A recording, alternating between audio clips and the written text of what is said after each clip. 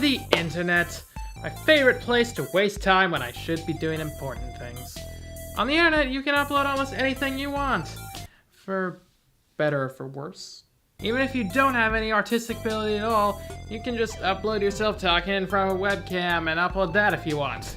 I mean, that's what these guys did, and look where they are now. They've got an award-winning radio show on the BBC, a best-selling book, and a world tour. But some of my favorite things to do on the internet is read webcomics.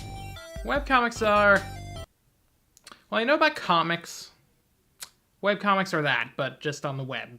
Pretty easy to understand, honestly. But today I want to show you how to make a specific genre of webcomics, Sprite comics. Sprite comics are comics created using graphics taken from or inspired by retro video games. These comics are known for being pretty easy to make for people who can't draw very well.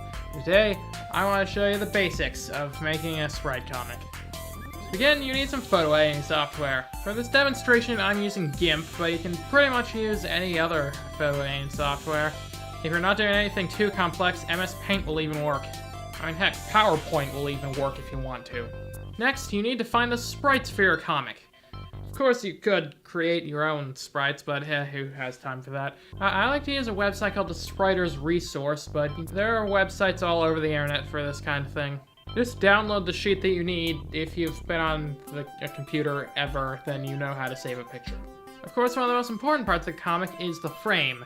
How can you have a comic without a frame to put it in? All I have to do is draw a square or rectangle and copy and paste it over across how many panels you want.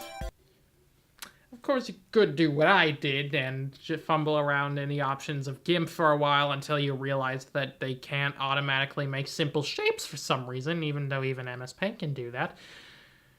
So then at this point you have to open up PowerPoint and create a square with that and create frames that way. Then select your frame and hit Save as Picture.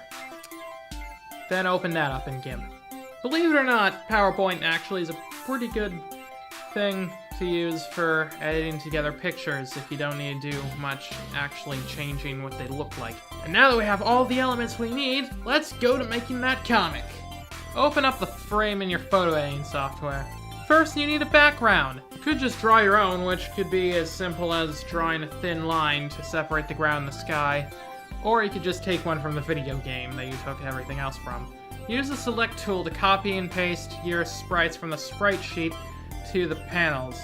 Make sure that the sprites are on a different layer than the background and the frame. Also, if you want to get more of that retro gaming feeling, make sure to multiply the size of the sprites to 200%. Make sure to erase the background of the sprite sheet. Next, write the dialogue. In a comic, the dialogue is one of the most important parts, especially in a Sprite comic where emotion isn't always the easiest to express visually. You need to make sure that your font size will fit inside of a single panel. I use size 14. When you've written out the text, create a new layer and draw a box around the text with a diagonal line to your character to make it look like they're talking. And then draw a straight line up from the diagonal line and erase the part of the box that was touching the triangle. Then fill out the entire outline with the paint bucket tool. Congratulations! You now have a speech balloon. Now you can just redo these steps for the other panels. And if you've done all these steps correctly, you should have a Sprite comic.